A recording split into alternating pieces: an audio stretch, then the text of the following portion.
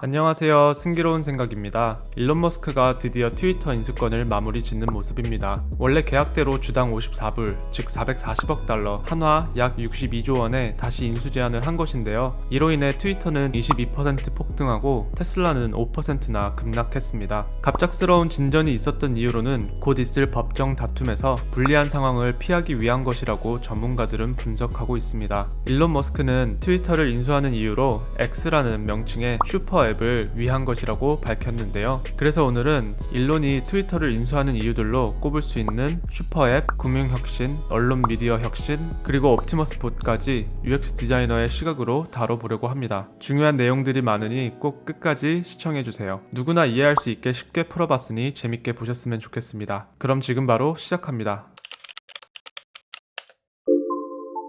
우선 슈퍼앱이란 무엇일까요? 간단히 말해서 모든 것을 할 수 있는 앱입니다. 대표적으로 중국의 위챗을 예로 들 수 있는데요. 중국에서 위챗은 생활 필수품 수준입니다. 대중교통을 이용하고 친구들과 연락하고 쇼핑을 하고 위챗을 통해 방역 체크인까지 합니다. 한국에서는 카카오 그룹이 비슷한 서비스를 제공하고 있는데요. 카카오가 위챗의 길을 따라가고 있다고 말할 수 있겠습니다. 스마트폰 출현 이후 초창기 앱들은 오직 한 가지 일만 잘했습니다. 예를 들면 메시지만 보낼 수 있는 앱, 영상통화만 할 수 있던 앱, 사진 편집만 잘하는 앱들로 따로따로 설치해야 했습니다. 하지만 이젠 인스타를 하면서 메시지도 보내고 영상통화와 쇼핑까지 할 수 있습니다. 카톡으로도 쇼핑하고 메일도 받으며 결제도 할 수 있고요. 또 구글맵으로 길을 찾으며 광고도 하고 여행까지 플랜합니다. 이처럼 각각의 앱들은 계속해서 발전하고 경쟁에서 뒤처지는 회사들은 인수되거나 없어집니다. 그래서 이런 슈퍼앱이랑 트위터는 어떤 관련이 있는 것일까요?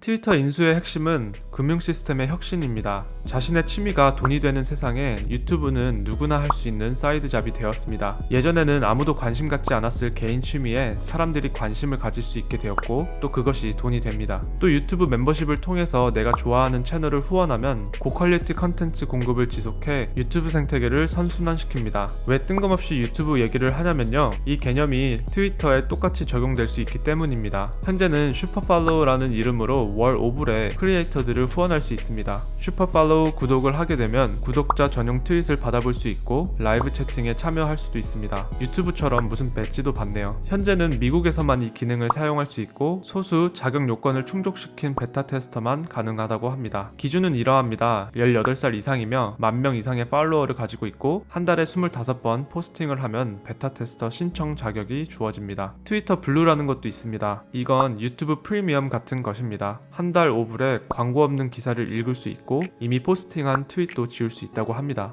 그렇다고 광고가 아예 없는 건 아니라네요. 아무튼 나만 공급할 수 있는 실시간 정보를 올리고 관심 있는 사람들이 구독을 하고 후원을 하게 해 유튜브와 동일한 선순환 구조를 만들 수 있게 되는 것입니다. 지금은 미국에만 국한되어 있지만 텍스트 기반의 가벼운 데이터를 앞세워 이러한 구독 기능들을 세계화한다면 수익 구조는 충분히 만들 수 있다고 생각합니다. 현재 자극적인 컨텐츠로 사람들의 시간을 뺏고 있는 트위터는 스팸 없는 쾌적한 환경을 만들 수 있습니다. 그리고 또 일론 머스크는 페이팔 출신입니다. 미국의 금융 시스템을 이미 뒤바꾼 적이 있는 금융 전문가입니다. 일론 머스크가 바꿀 다음 버전의 금융 시스템은 무엇일까요? 전 세계 어디에나 누구에게나 언제나 끊김없는 데이터와 돈을 보낼 수 있는 체제란 무엇일까요?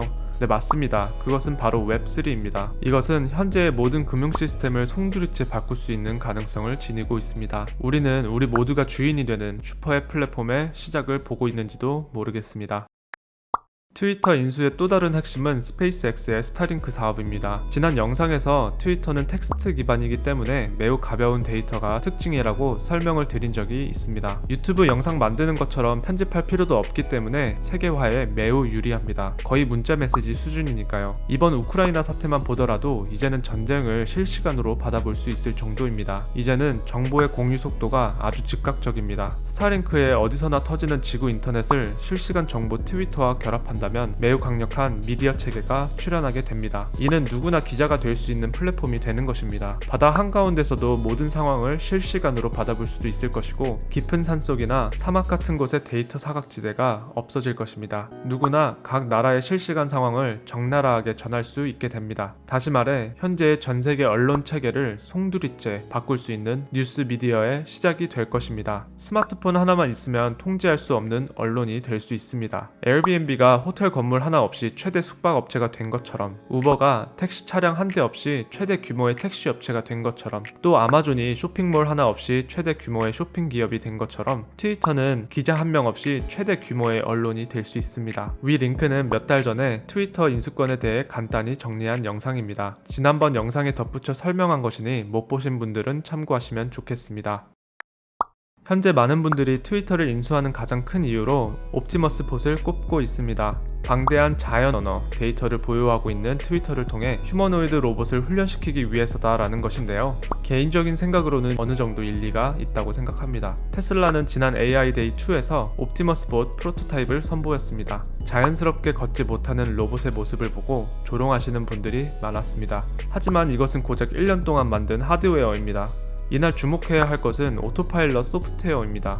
테슬라의 주행 데이터를 옵티머스 봇에 적용시켜 자신의 위치를 파악하고 스스로 경로를 파악하는 수준의 로봇을 보여줬습니다. 성과라기보다는 미래 가능성을 보여준 프로토타입이었죠. 덤블링만 할 줄 아는 로봇이 아니라 유용성에 초점을 맞춰 도움이 되는 로봇을 만들 것이라고 한 것이 인상적이었습니다. 또 일론 머스크는 옵티머스 봇을 대량 생산해 저렴한 가격으로 모두에게 공급할 것이라고 밝혔습니다. 이 말은 로봇과 소통이 가능해진다는 말이 됩니다. 그렇게 되면 사람의 언어를 알아들어야 하는데요. 그 언어가 영어든 중국어든 한국어든 말이죠. 이미 세계화가 된 트위터의 데이터베이스가 굉장히 매력적인 옵션일 수 있는 이유가 이것입니다. 생각해보면 단돈 2만 불에 모든 나라 언어를 할 줄 알며 쉬지 않고 일하는 노동력을 얻게 되는 것입니다. 이는 인류의 노동력을 개혁할 수 있는 가능성입니다. 많은 분들이 이 부분에서 자기 직장을 잃지 않을까 두려움을 느끼는 이유이기도 하지만 걱정 안 하셔도 됩니다. 자동차가 생겼다고 마차 끄는 사람들이 실직한 것이 아닙니다. 새로운 산업으로 옮겨간 것이죠. TV가 생겼다고 영화가 없어지지 않았습니다. 컨텐츠를 담는 매개체가 달라진 것 뿐입니다. 단순 노동직은 다른 형태로 변화할 것이고 또 다른 산업이 생길 것입니다. 로봇을 관리하는 산업이 생길 것이고 로봇을 활용한 비즈니스 아이디어들이 넘쳐날 것입니다. 무서워할 것이 아닙니다. 모두가 더 중요하다고 생각할 수 있는 일을 할 수 있는 기회입니다. 이러한 이유들 때문에 트위터 인수를 급히 마무리 짓는지도 모르겠습니다. 나름 저렴하다고 생각했을 수도 있겠네요. 아무튼 일론 머스크는 트위터 인수를 통해 테슬라 생태계를 더욱더 견고히 해나갈 것입니다. 위 링크에서는 테슬라 생태계에 다룬 적이 있으니 UX 디자이너가 말하는 테슬라 생태계에 대해 더 알고 싶으시다면 한번 보시는 걸 추천합니다.